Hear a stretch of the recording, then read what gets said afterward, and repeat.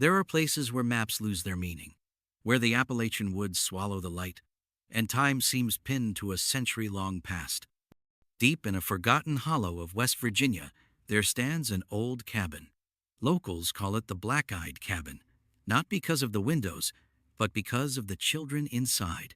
There are places where maps grow silent, where even the wind seems to forget the way. And deep in one such hollow, hidden in the folds of the Appalachian Mountains, stands a cabin. Or rather, what's left of it. Locals call it the Black-Eyed Cabin, not because of the shutters or the paint, but because of the children who once lived there. The Tollivers arrived in the fall of 1937, just as the leaves turned blood red and began to drop like whispers across the hills. No one knew exactly where they came from. They didn't come by horse or car, like most.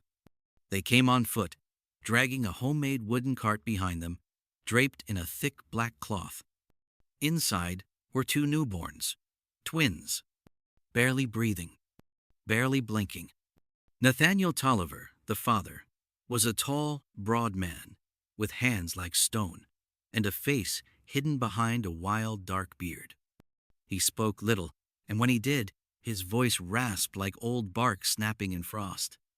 Rumor had it he'd been buried alive in a coal mine collapse years earlier, and something in him never fully returned from that darkness.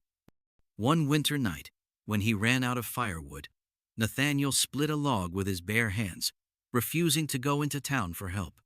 Not out of pride, but because he didn't trust anyone outside the woods.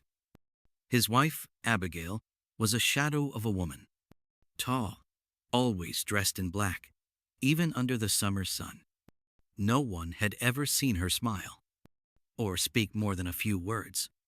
When she visited the trading post, she would pick vegetables without looking, her hands moving deliberately, as if she already knew what was rotten beneath the skin. One vendor swore her eyes weren't eyes. They were windows into something colder than death. And then there were the children, Caleb and Cassie, twins, born under a moonless sky. Thunder cracked the same mountaintop 3 times the night they were born. Some say the wind stopped blowing altogether for an hour, as if the mountains themselves held their breath.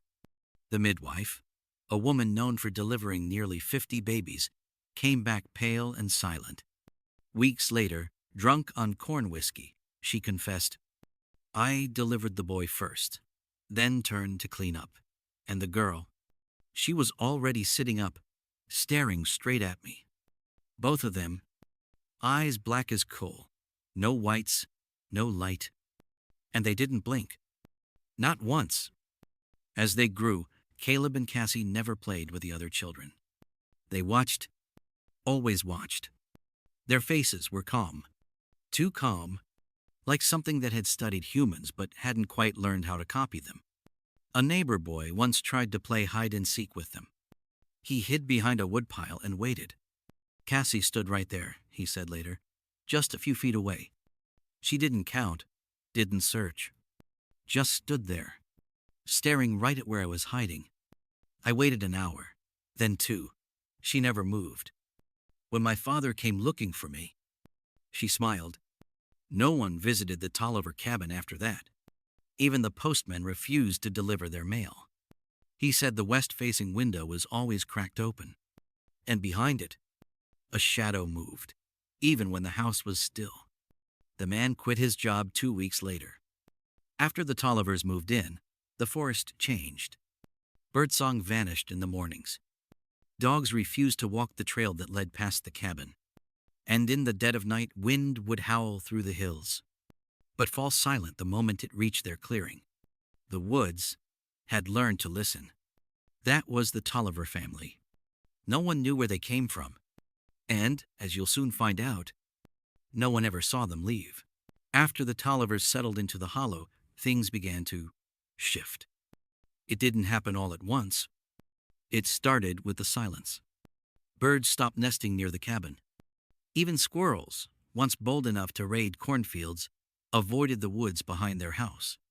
One hunter swore he watched a buck walk into that clearing and never come back out. No tracks. No sound. Just gone. And then there were the laughter nights. Late at night, usually after heavy rain, neighbors claimed they could hear children giggling deep in the trees. Not the kind of laughter that warms a heart, but something sharp, too high-pitched, too long. It wasn't joyful, one man said. It was like something trying to remember how laughter worked. He never stayed in that town past dusk again. Caleb and Cassie were often seen standing motionless outside the cabin, sometimes by the well, sometimes by the edge of the woods, always side by side, always facing the same direction, as if listening to something beneath the earth. They were like mirrors, a local preacher once whispered, but not of each other, of something else. Strangers still were the disappearances. 3 men, loggers working near the eastern ridge, went missing over a single weekend. Their equipment was found untouched, their truck parked neatly beneath the trees. But no footprints, no struggle, no sign of departure. All that was discovered nearby was a small rag doll, handmade, its eyes black buttons, and a lock of red human hair sewn into the back. More followed. The mailman, who had once refused to deliver to the Tollivers, tried again, out of pity or foolish pride. He never made it to the cabin. His satchel was found dangling from a tree branch like a trophy. Inside was a letter, never mailed, addressed to a cousin. "They're watching me from the woods. I know they are. I can feel it when I blink." One spring, a little girl named Ellie wandered too far while picking mushrooms. Her mother found her 3 hours later, kneeling in the Tollivers' clearing. Ellie's hands were muddy, her dress torn, and she was humming a song that no one recognized. When asked what happened, she said, "The girl with the black eyes said I could stay, but only if I forgot my mother's name." After that, the hollow was declared cursed. The townsfolk stopped taking that trail altogether. Old maps were redrawn to erase its path, but the Tollivers remained. Day after day, month after month, unchanging, unblinking.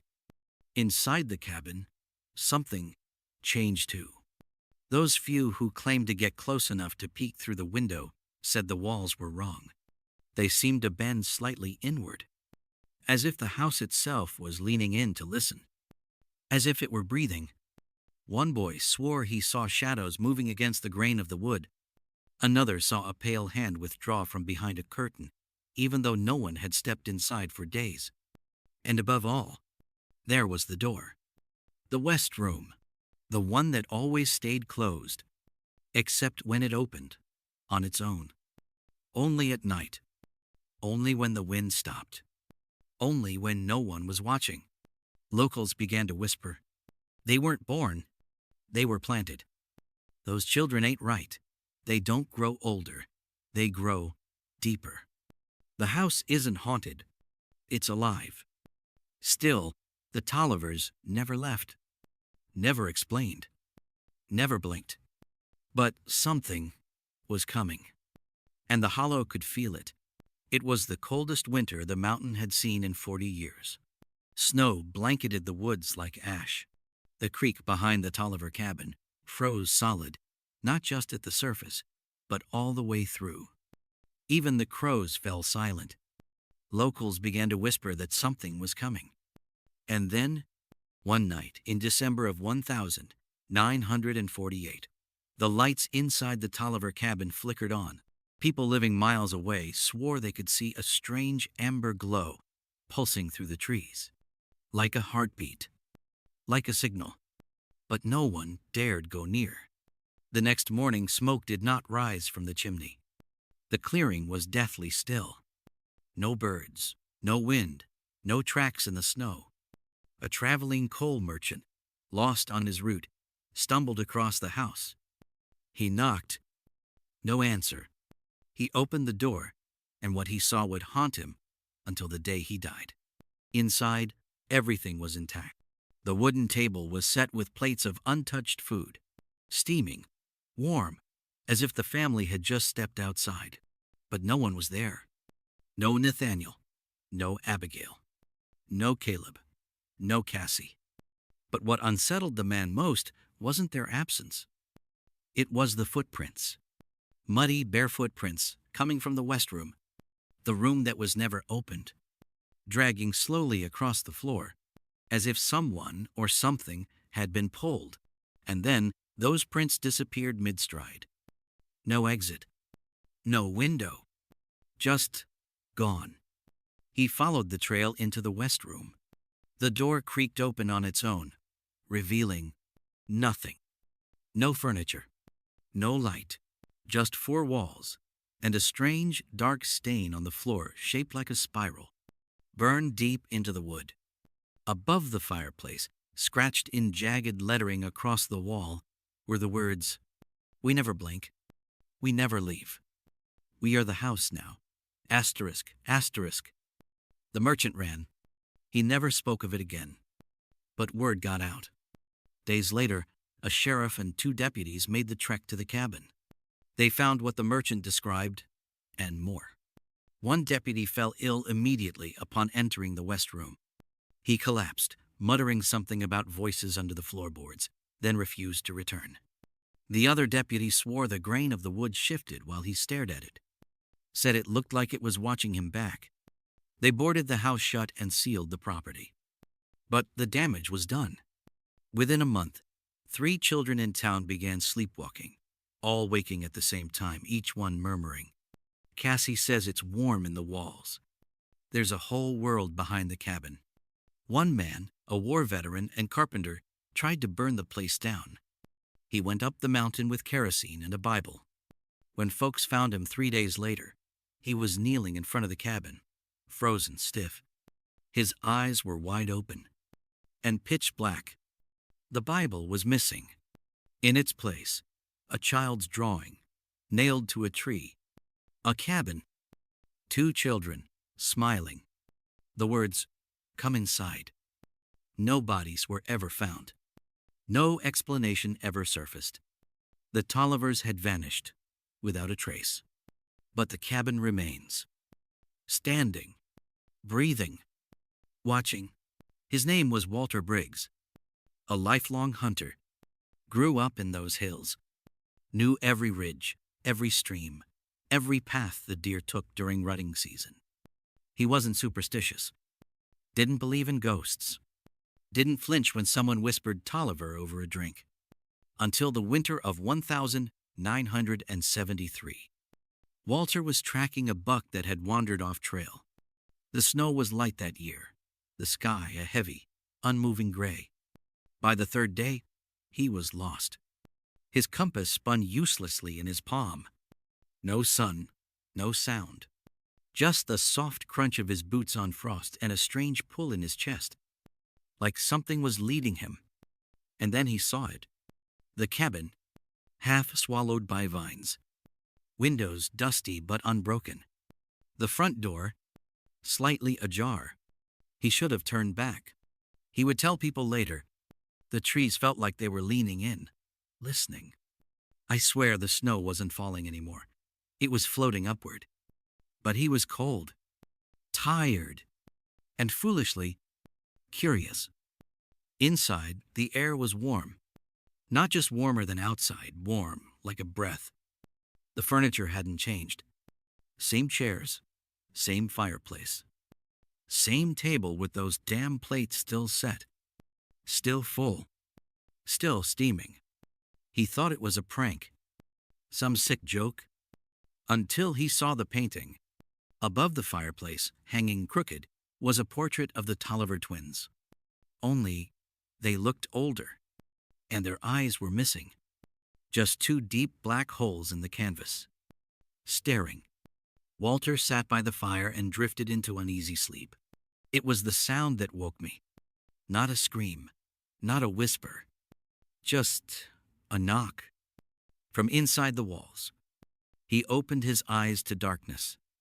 The fire had gone out. The cabin was humming. A low, constant vibration beneath the floor. Like something breathing, just below the wood. He stood to leave. But the west room, its door was open. He doesn't remember walking into it. He doesn't remember much at all, actually. Just the sound of children laughing soft, overlapping, like echoes underwater. And the feeling that he wasn't alone, that he was being weighed, measured, remembered. They found Walter 2 days later, wandering a mile outside the hollow. No coat, no boots, eyes wide open, and pitch black. The doctor said his pupils were dilated from exposure, that he was lucky to be alive. But Walter never fully returned. He would sit for hours, unmoving, staring at corners where there was no light. Sometimes he'd whisper, "Cassie's in the walls now." She never left. They never left. They just grew deeper. He died in a care home 10 years later, clutching a piece of old wood rough carved with strange spirals. Before he passed, he said only one thing. "They blink now, but not the way we do. They blink from behind your eyes." And in his final days, nurses swore they saw something odd. Every time Walter closed his eyes, he smiled. Years have passed. Decades. The trees have grown taller. The trail to the cabin is almost invisible now, swallowed by moss, roots, and silence. But the cabin is still there. Locals won't speak its name anymore. They refer to it in hushed euphemisms. That place past the hollow, the west-facing house, where the map fades. Some say it's just old wood and wind. Some say it's a legend meant to keep kids from wandering too far. But some know better. There's a ranger station 3 counties over. Inside a locked drawer is a journal, unmarked, weather-worn. Inside, scrawled in tight, frantic handwriting, are entries from hikers who went too far off trail. "I saw 2 children through the trees. They didn't move. They didn't blink. The cabin was breathing. I swear it. I could hear it inhale and exhale through the floor. They asked if I wanted to stay. Said I could become a room. Something looked at me through my reflection. I haven't seen my own eyes since." More disappearances followed. A group of thrill-seekers, filming for a ghost hunting channel, never returned. Their drone was found crashed beside the Tolliver chimney. The final frame? A black-eyed girl, smiling at the lens. Some say if you knock on the cabin door 3 times, it will open. But only if you've been watched before. Only if the woods already know your name. There are reports of a soft amber glow through the west-facing window, only visible on nights without stars, only when the air is heavy, only when no one is near, except you. And still, the rumors grow. The Tollivers became the house became a mouth, and now it's hungry again. They say the cabin chooses, that it only lets in what it wants to keep. So if you find yourself lost in the mountains one day, and you feel a pull, like someone behind you is waiting for you to turn around. If you see a light through the trees, not fire, not lantern, but something warm and wrong, don't follow it. Don't listen if it says your name. Don't accept the invitation. And whatever you do, don't blink, because once you blink, they know where you are.